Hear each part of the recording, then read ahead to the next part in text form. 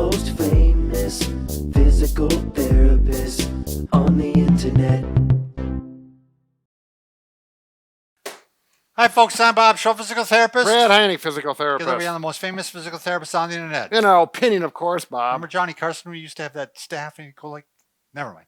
Today we're going to talk about hand weakness after stroke. This is the single most important thing to do to regain motion. So we'll reveal this in the video, Brad. Okay. By the way, if you're new to our channel, please take a second to subscribe to us. We provide videos on how to stay healthy, fit, pain-free, and we upload every day. Also, if you get the chance, go to bobandbrad.com because we're always giving something away. What are we giving away this week? We're giving away the Fit Glide. There you go. This is actually would be very helpful after stroke too, especially if you had your legs affected. Right, yeah, you don't use it on the table. Right. It's on the floor. Right. You can also find the contest. It'll be pinned at the top of the page at Facebook. Go to Twitter, Instagram, or TikTok if you want a 60-second version of Bob or Brad.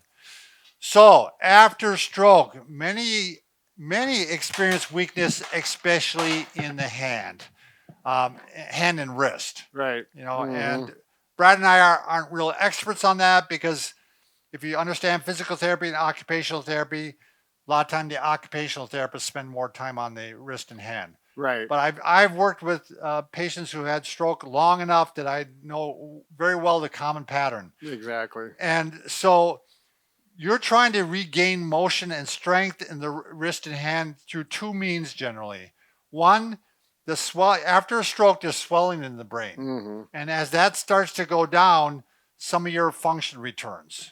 Right. Some of the connections are remade. Yep, they call them the pathways, and as that improves, they improve, and boy, it's fun to see that gains. However, well, the other way that you can make a gain is the brain forms new connections. And the ability to do this is called neuroplasticity. And to be honest, it's just like a lot of things. With a younger brain, you see the connections form easier. Sure, right. And I mean, I remember having a person, this was really quite tragic. He was only in his 40s and he had a stroke. Sure. But he recovered so well because he was young. younger. Right. Things just, that's the nature of the human body. When you get to be our age, you can call someone 40 years old young. So neuroplasticity helps reestablish the communication between the injured parts of the brain and the body. So you're reestablishing connections. It's the process that enables stroke survivors to regain motor function in the hands and other parts of the body.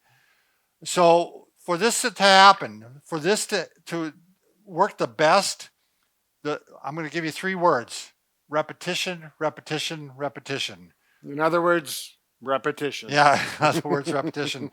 If you do that, that's what's going to help reestablish those connections the best. Yeah, you just got to keep on going. And, that's where it's nice to have support at home, or, the therapist is, the cheerleader. Let's keep doing it.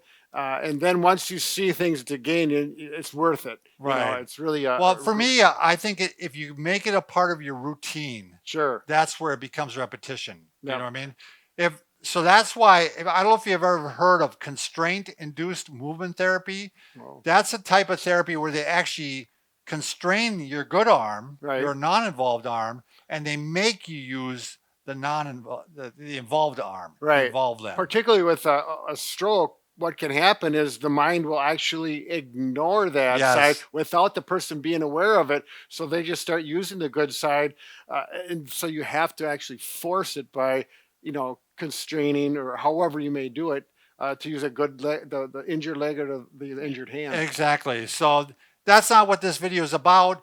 I'm going to, at the end of this video, this is going to be a fairly long video, by the way, Brad. I'm going to warn them right up front. I'm going to show you some exercises you can do for a hand and wrist that actually have virtually no movement. Okay. What I want to talk about now is if you have some movement. Say you have, typically this is what I've seen, Brad, again, working with a lot of patients who have had stroke. You see some finger flexion. That's one of the first things that come back. And a lot of times wrist flexion too. But what tends to lag is extending the fingers and extending the wrist. And this is just the way the body's connected. They got synergies, it's called, and you don't really need to know all that. It's complicated. But right, it's very complicated. We'll make it easy for you. So this is what I'm going to talk about now. Works really well for you if you have just a slight amount of spasticity or tone. If you have a lot, let's say really your hand is really curling up, then we're going to be talking about this product, by the way. This product is not for you. This is called the Saebo Glove, and we'll have a link below so you can see it. We have no connection to these people at all. They just, I've seen their stuff. They make good stuff. I wanted our subscribers to be able to see these products. Right. So if you've got a hand that's not opening, you have that, but there's some motion in there, and you're wondering, is there anything out there for it? This may be an answer for you. This may be an answer. Again, the Saebo Glove. If you have real tightness, then you would use what is called the Saebo Flex. And again, we'll have their website linked below, so you can. They have lots of information on the website. I think you can even contact them. Sure. They're very good service. So, again, we're not paid by them. I want to make sure that's clear. Yep. So, this is the Saebo Glove. They have a couple videos on their channel. What they showed a before and after. They showed two patients, and the patient before was like this, and they had no wrist extension and they had no finger extension, and they were trying to pick up an object, and it was very difficult. They put the glove on, and they could then pick up objects quite easily. To be honest, it's got nice rubber grips in here too. Yeah, it does. Yep, little grippy things on there, and you probably cannot see it from this distance because it's black on black, but there are rubber. They call them tensioners. Tensioners that help extend the fingers at each joint as well as at the primary knuckle joint, and so you can vary each finger or thumb the resistance needed, because sometimes it's very common that some fingers are stronger than the others, so you can custom it per that patient or per the hand. If you had even a nerve injury, Brad, sure, that affected maybe the ulnar side more. Yep, you could hook those up, and you could leave these unhooked up. Yeah, say those are normal, and you just want to work the fourth and fifth digit. So it's very clever, and what this goes back to our title again. Now, with this in place, you can use it throughout the day. Repetition, repetition, repetition. Yep. As it gets stronger, you can go ahead and take some of the bands of the tensioners off. Right. Now, if you have no strength at all, sometimes they use electrical stimulation with this. Sure. They actually do that right along with it. And that's something the therapist will need to help you with. Yeah. They've got measurements, so like to fit your hand. Sure. So fairly easy to put on, Yep. but I would say you might need help. It all depends on the level of weakness that you have with your hand. Right. But I've been wearing this here for probably 10 or 15 minutes now. It's very comfortable. I'm impressed with it. So are you the Terminator? Or if we want to go really old school, we'll go the $6 million man, right? Oh, yeah. So Lee Majors. Yeah. And we were talking about it. He was married to Farrah Fawcett, I think, or dating her at least. But so we want to get something for everybody. We got the Terminator, which is you're a little bit older, but if you're with the $6 million we man, better get back to treatment. All right. So I think that's all I need to say about the glove. I mean, if you're interested in that, fairly expensive, but I think it's worthwhile if you have had a stroke or some other neurological injury. Right, and that's what you're having difficulty opening, but you still have some clothes. And it's one of those things that you could ask your therapist, if hopefully you've had a therapist, maybe you could refer back to. We don't promote products unless we really think they're good quality. Yeah, exactly. So now I'm going to show 5 exercises, Brad, that you can do without any product, you can start these right away. So we're going to start with, let's say this is my involved hand. I'm going to put that hand flat on the table, or if you have a slippery table, or a towel. Now, this is just simple.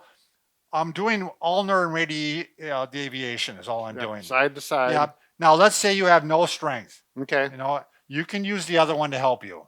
Okay. You know what I mean? Yep, little assistance. But the key is you use this at least as possible. Sure. So you want to try to do it on your own. I actually think I'd slide better on the table, Brad. And that might be the case, depending on your surface. Sure.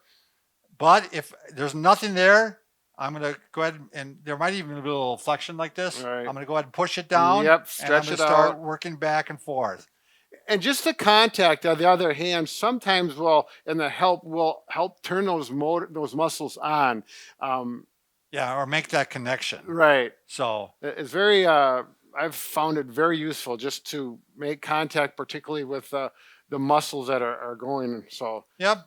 So now we're going to work on wrist flexion and extension. So again, we put it on the towel or on the table. Again, I find the table is much better. This is a very slippery table. Oh yeah. So Thumb up like this, and you're going to just go back for it. Now you can clasp your hands like this too, Sure, and yep. just go back and forth like this. Mhm. Could you do it not on the table Yep, too? yep, Sure. absolutely. Yep. You can do it on the table. If you are able to tolerate a little bit of gravity, Yep. you got some strength going on, you can actually go this way. Sure. And you can actually go this way. Can you see that pretty good, Liz? Yep. Okay. All right. Same thing. Next one now. Thumb up. Again, I'll do at least 10 repetitions on each one of these. Now we're going to do supination and pronation. Sure. And again, you can use the other arm to try to help move it along. This is where you want to keep this elbow, to the table if you can, so that it isolates. Yeah, that you're not motion. going like this. Right. Exactly. You're just actually going, rolling it back and forth like that. Yeah. Really focuses on that elbow and forearm. With all of these, you're not forcing, I mean, but you again, using this arm as little as possible. The last one, very simple. This one is one where you do need a washcloth. Well, maybe again, this would work. You're just going to grip closed and open. Yep. Like that. And as you open, again, that's the one that tends to be the most difficult for people. You might have to push down a little bit like that.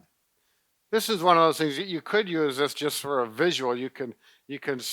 Yeah, you can see it curling up. Yeah, you get it there, and so the goal would get the whole towel into that fist, and then you would have that repetition done. Yeah, and then you try to extend back out again. Yep, there you go. It just gives you something to look at, a visual, a goal, and it can be helpful sometimes. So these seem fairly simple. There's only 5 to do. This is something, again, we're talking about repetitions. So right. you want to do it multiple times a day. Right. This, when you're watching TV or whatever, you can just even start, just do it absent-mindedly almost. Sure. Yeah. Once you get good enough at it. Once you know all the exercises. Right. So. All right. Again, we'll put the link below for Saebo, good company. And Brad and I can fix just about anything. Except for a broken heart. There you go, Bob. But we're working on it. We will continue to work on it. Oh, yes.